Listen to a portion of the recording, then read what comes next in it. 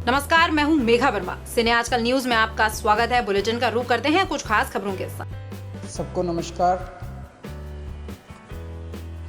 अभी कुछ दिन पहले एक व्यक्ति मेरे पास आया और उसने मुझे बताया कि वो एक प्राइवेट हॉस्पिटल में गया।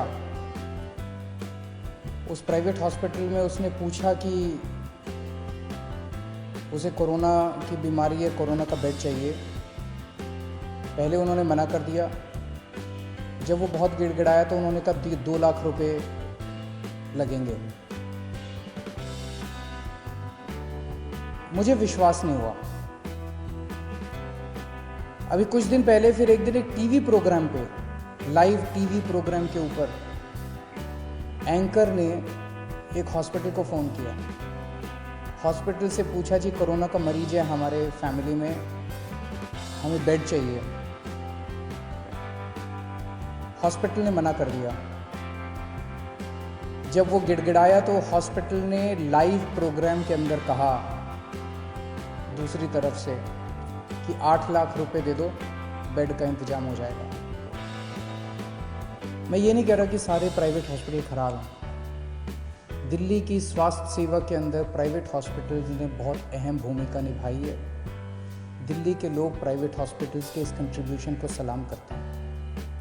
लेकिन कुछ चंद प्राइवेट हॉस्पिटल्स हैं जो इस महामारी के दौरान भी इस तरह की गलत हरकतें कर रहे हैं। पहले कहते हैं बेड्स नहीं है, और जब और इंसिस्ट करो तो कहते हैं 2 लाख रुपए दे दो, 5 लाख रुपए दे दो, 8 लाख रुपए दे दो। इसको बेड्स की ब्लैक मार्केटिंग नहीं कहेंगे तो और क्या कहेंगे? तो ट्यूसडे को, मंगलवार को, पिछले हफ्ते मंगलवार को हम लोगों ने एक ऐप लॉन्च किया। हमने कहा ये ब्लैक मार्केटिंग क्यों होती है? क्योंकि जनता को पता ही नहीं कि इस अस्पताल में कितने बेड खाली हैं, कितने बेड भर गए। तो वो अपने हिसाब से ब्लैक मार्केटिंग कर रहा है। वो जो भी 2-4 कर रहे हैं, सारे नहीं कर रहे, सारे बहुत अच्छे हैं। फिर से मैं कह दूं कि सारे प्राइवेट हॉस्पिटल्स बहुत अच्छे हैं, 2-4 हैं जो बदमाश हैं। अगर हमने ये सोचा अगर हम इसको सारी जानकारी को ट्रांसपेरेंट कर दें, अगर हम जनता को बता दें कि भाई इस अस्पताल में इतने टोटल बेड हैं, इतने खाली हैं, इतने वेंटिलेटर हैं, इतने खाली हैं, तो जनता को सब पता चल जाएगा। फिर तो कोई गड़बड़ नहीं कर सकेगा। और पिछले मंगलवार को हम लोगों ने ये ऐप लॉन्च करके दिल्ली सरकार का, और सारे अस्पतालों की लिस्ट डाल दी कि किस अस्पताल में कितने बेड है, कितने खाली हैं। और फिर तो जो बवाल हुआ, मतलब ऐसे टूट के पड़े कई लोग इसके ऊपर, जैसे हमने कोई गुनाह कर दिया, जैसे हमने ये इंफॉर्मेशन डाल के गड़बड़ कर दी। अब लोगों को पता है कि इस अस्पताल का ये लिखा हुआ है, इसके अंदर 20 बेड हैं, खाली हैं 20 बेड, लेकिन ये बेड नहीं दे रहा। जब उसके पास जाओ तो कहता बेड नहीं है, झूठ बोल रहा है। 2 चीजें, इस बेड को अपडेट हम तो कर नहीं रहे, इन्हीं सबको हम लोगों ने पासवर्ड दिया हुआ है। तो उस ऐप के ऊपर अस्पताल खुद अपडेट कर रहा है कि मेरे इतने बेड खाली हैं, और फिर कहता है बेड नहीं है।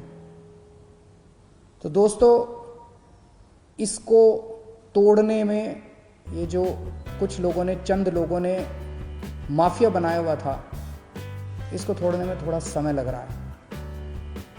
ये पूरे के पूरे एकदम से रिएक्ट कर रहे हैं। कुछ इनमें कुछ चंद अस्पताल दिल्ली के इतने पावरफुल हो गए हैं, सभी पार्टियों के अंदर उनका पहुंच है, ऊपर तक पहुंच है।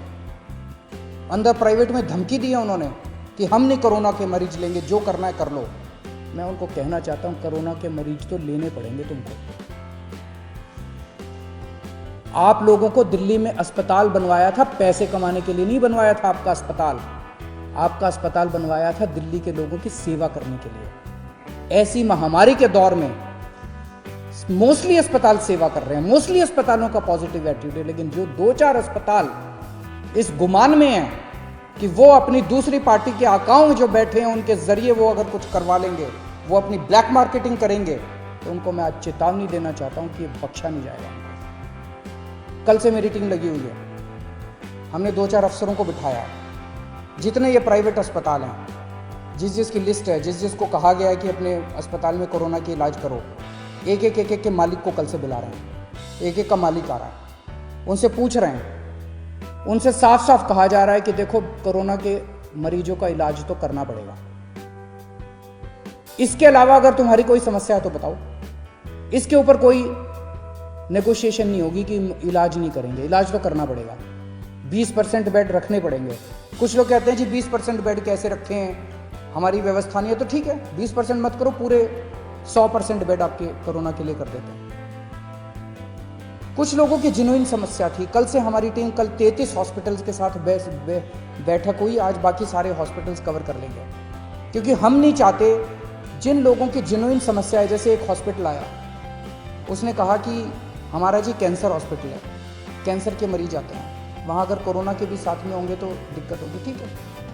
तो उन्होंने कहा जी हमारा एक और हॉस्पिटल है जो जनरल है, हम उसमें 40% कर देते हैं, 20% की बजाय, इधर का कोटा उधर कर देते हैं। बहुत अच्छी बात है, हमने उनकी बात मान ली। इसी तरह से किसी की कुछ और छोटी मोटी समस्या थी, किसी की और समस्या थी, सबकी समस्याओं का समाधान कर रहे हैं। बस एक ही चीज नॉन नेगोशिएबल है, हमारे दिल्ली के लोगों का इलाज करना पड़ेगा, कोरोना के मरीजों का इलाज करना पड़ेगा, इस पे कोई नेगोशिएशन नहीं होगी। दूसरी चीज ये कर रहे हैं, मुझे कुछ दिन का समय दीजिए, इसके ऊपर मैं मानता हूं कि पहली बार इस तरह से कोई ऐप देश के अंदर नहीं दुनिया के अंदर पहली बार बना है, जो हर अस्पताल के बेड और वेंटिलेटर का डेटा इस तरह से ट्रांसपेरेंट कर रहा है, जनता को बता रहा है, और जनता जाके डिमांड कर रही है। मुझे बड़ी खुशी है कि सारे टीवी चैनल वाले, सारे अखबार वाले फ़ोन कर करके एक अस्पताल की रोज रिपोर्ट ले रहे हैं, कह रहे हैं इस अस्पताल को फ़ोन किया उसने मना कर दिया, इस अस्पताल को फ़ोन किया उसने मना कर दिया। लेकिन इसका कुछ थोड़ा बहुत फ़ायदा भी हुआ है। ट्यूसडे को जब हमने इसको लॉन्च किया था, दिल्ली में सारे अस्पतालों को मिला के 2800 मरीज थे, और उसमें मैक्सिमम दिल्ली सरकार के अस्पतालों में थे।